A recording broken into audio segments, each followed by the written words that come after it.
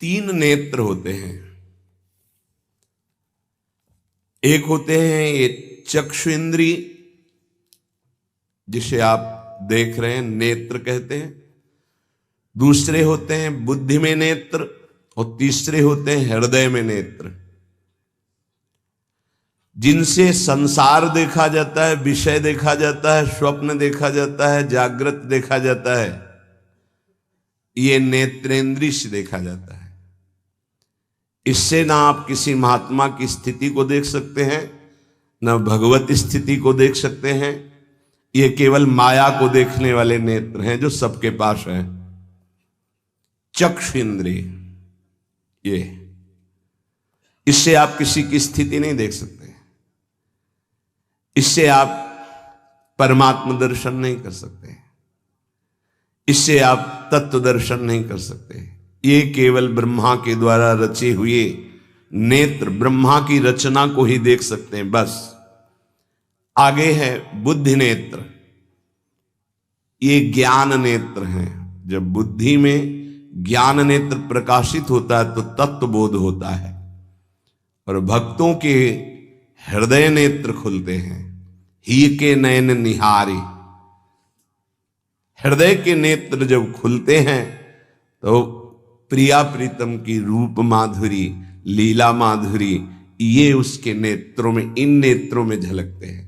अंदर के दो नेत्र जब ज्ञान चक्षु खुलते हैं तो सर्वत्र आत्म तत्व का दर्शन करता है, अपने स्वरूप का अनुभव करता है, ब्रह्म तत्व का अनुभव करता है। जब हृदय के नेत्र खुलते हैं तो सर्वत्र चिद चिद लक्षणम सर्वम राधा कृष्णमयम जगत, वो तत्व को राधा कृष्ण के रूप में, जैसे गोस्वामी जी सिया राम में। लेकिन इन नेत्रों से ये दोनों बातें नहीं देखी जा सकती, और इन्हीं नेत्रों से ये दोनों बातें देखी जा सकती हैं जब बुद्धि के नेत्र खुल जाएं और हृदय के नेत्र खुल जाए। उपासक हृदय के नेत्र खोलने का प्रयास करें। वो पहले आहार शुद्धि करें, बहुत भोजन शुद्ध।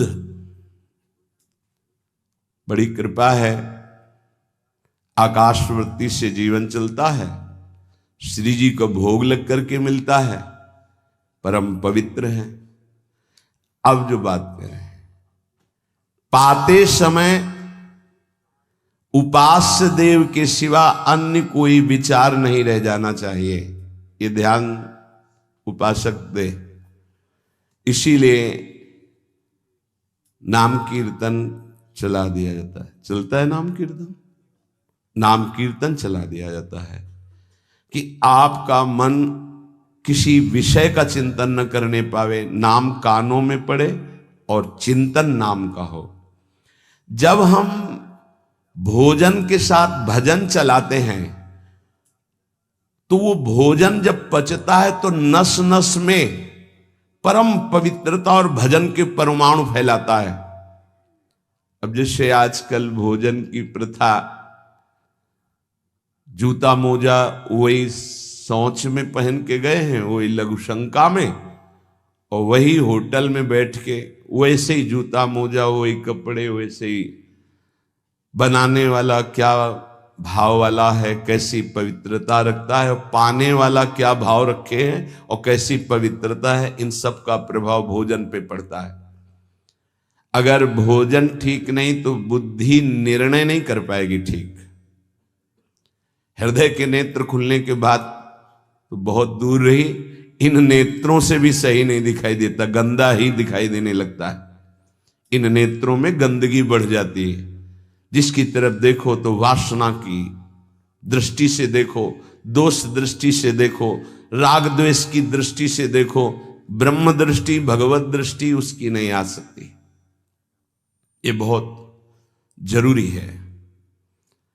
अरे कहीं भागा थोड़ी जा रहा है भोजन, धैर्य पूर्वक चिंतन करते हुए, नाम चल रहा है तो उसी नाम का चिंतन करते हुए। अब जैसे अपने लोग पूर्वाभ्यास तो पद चला लिया, बड़ी सुविधा रहती है। पद कोई बड़ा पद ले लिया और मानसिक पद गुनगुना भी रहे हैं, चिंतन भी कर रहे, प्रसाद भी पा रहे।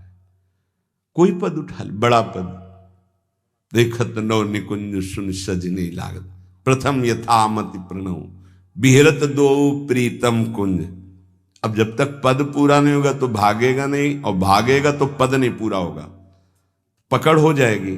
अब पद चल रहा है, प्रसाद पा रहे हैं, तो कभी कभी प्रसाद पाते पाते आंसू चल रहे हैं, प्रसाद पा रहे हैं, पद चल रहा है। अब वो भोजन क्या करेगा? प्रसाद नस नस में जाकर भागवतिक भाव संचरित करेगा। अब आप प्रसाद पा रहे हैं, किसी द्वेषी का चिंतन कर रहे हैं, गुस्सा आ रही, अब नस नस को वो क्रोध से युक्त करने वाली वृत्ति पैदा करेगा। आप प्रसाद पा रहे हैं, कोई काम चिंतन कर रहे हैं, वही प्रभाव आपके अंदर पड़ेगा। हमारी पद्धति रही है प्रसाद पाने की, चाहे जितना पवित्र हो, पर भोजन पाने के पहले हाथ पैर धोए गए, कुल्ला किया गया, पवित्र हो करके फिर वहां बैठ करके, पद्धति थी आसन पीढ़ा चटाई बिछा दी गई, पवित्रता पूर्वक बैठे, भोग सामने आया, भगवद अर्पित प्रसाद है तो जय जयकार और कीर्तन करके पा रहे हैं। अगर वो ऐसी जगह से मिला है, भगवद अर्पित नहीं है, तो अपने सामने 1 मिनट रुक कर भगवद अर्पित करते हैं, फिर जय जयकार इष्ट की, गुरुदेव की, भगवान नामों की गूंज करके फिर पाते। वो प्रसाद हमारे हृदय में पवित्र भाव पैदा करेगा, भजन बढ़ेगा। भजन से ही हृदय के नेत्र खुलते हैं, भजन से हृदय के नेत्र, और हृदय के नेत्रों से ही प्रियालाल का दर्शन होता है, प्रियालाल का लीला चिंतन होता है। जो अपनी नस नस में नाम, पवित्रता, भक्ति, ज्ञान, तो भोजन में बहुत सावधान रहिए। ये 24 घंटे के लिए हमारे विचारों को अपवित्र या पवित्र करेगा भोजन। अगर अशुद्ध भोजन हो गया तो 2-3 दिन तक तो विक्षेप पड़ेगा ही। अगर बहुत ही निषिद्ध भोजन हो गया तो हो सकता है कि भजन भी रुक जाए, विक्षेप क्या रुक जाए, ऐसा ऐसा भोजन होता है। भोजन बहुत संभाल के, भले भूखा रहना पड़े तो अच्छा है 1-2 दिन, पर ऐसा भोजन ना होने पावे जो हमारे भजन को छीण करे। प्रायः जब श्री जी की शरणागति दीक्षा दी जाती है यहाँ, तो पहला कि तुम्हें 11 माला गुरु मंत्र के तो करने ही हैं, दूसरा 12 पद चतुरासी जी के पढ़ने ही हैं पक्का, तीसरा तुम्हें उस रसोई से कभी भोजन नहीं पाना है जिसमें मांस बना है, जिसमें मांस रांधा गया है। भले तुमको वहां दाल रोटी खीर और ये सब बना के दे, पर वो सात्विक भोजन नहीं होगा, वो राक्षसी भोजन होगा, क्योंकि वो रसोई अपवित्र है, उसके पात्र पवित्र। ये दीक्षा के समय दिया जाता है। चौथा, जो तुम्हारे उपासना की, इष्ट की, गुरुदेव की, संतों की, भगवत स्वरूपों की निंदा करे, वो चाहे रिश्तेदार, नातेदार, चाहे कोई भी हो, हम उससे संभाषण बैठकर नहीं करेंगे, कान में उंगली डालकर राधा राधा बोलकर चले जाएंगे। ये दीक्षा के समय शिक्षा दी जाती है। यदि आप अपने कुसंग को नहीं त्याग सके, भोजन का सुधार नहीं कर सके, तो भजन में रुचि नहीं होगी। ध्यान रखना, हम जैसा अन्न पाते हैं वैसा मन बनता है, जैसा मन होता है वैसे ही चिंतन होता है। हमें हृदय के नेत्र खोलने हैं तो हमें आहार पवित्र करना है। पवित्र आहार पवित्र चिंतन के साथ हमें पाना है, ऐसे जल्दीबाजी नहीं। जल्दीबाजी है तो हम नहीं पा रहे हैं, जब हमें समय होगा पा लेंगे। कोई प्राण थोड़ी निकल जाएंगे, एक बार में पाएंगे, एक दिन ना पाएंगे, नहीं निकलते। कई कई दिन भोजन न पाने पर भी ऐसा नहीं होता कि प्राण निकल गए। बड़ी सामर्थ्य है, प्रभु ने सामर्थ्य दी है। उपासक सावधान रहे कहीं प्रसाद पाते समय कोई ऐसा दृश्य, ऐसी वार्ता न कर बैठे जो भजन में बड़ी हानि पैदा कर दे। जैसे आप मोबाइल रख लिए और आप ऐसे दृश्य देख रहे हो जो आपका सर्वनाश करने वाले हो, भोजन पा रहे हो, तो आप निश्चित समझ लेना, निश्चित भ्रष्ट हो जाओगे, आगे नहीं बढ़ पाओगे, गिर जाओगे। भोजन के समय यदि आपका मन पद में नहीं लग रहा, भजन में नहीं लग रहा, तो जैसे यंत्र है आपके पास, तो चतुरासी जी लगा दीजिए, सत्संग लगा दीजिए। आपका चिंतन बनना चाहिए भागवतिक, कोई गलत चिंतन नहीं। और अगर कोई पास बैठा है तो वार्ता नहीं होनी चाहिए। भोजन के समय वार्ता निषेध है, वो वार्ता का समय नहीं, वो एकाग्रता पूर्वक पूरे 24 घंटे के लिए हम अपने विचार पावन करने के लिए बिल्कुल मौन होकर के भगवत चिंतन या भगवत श्रवण करते हुए प्रसाद पावे। आप सब आज से ये नियम ले लें, केवल परोसने वाले की आवाज सुनाई देनी चाहिए। श्री जी का प्रसाद जो आप परोस रहे हैं उसका उच्चारण करते हुए आपको प्रसाद, रोटी प्रसाद चाहिए तो वो पूछ सकते हैं। इसके अलावा पाने वाले की आवाज बस जी दे दीजिए, इससे ज्यादा कोई शब्द नहीं आना चाहिए। देखो, अगर प्रार्थना मानोगे तो आप आगे परमार्थ में बढ़ोगे। जो प्रसाद पाने का समय है वो बहुत 24 घंटे के भजन के लिए बहुत कीमती बात है।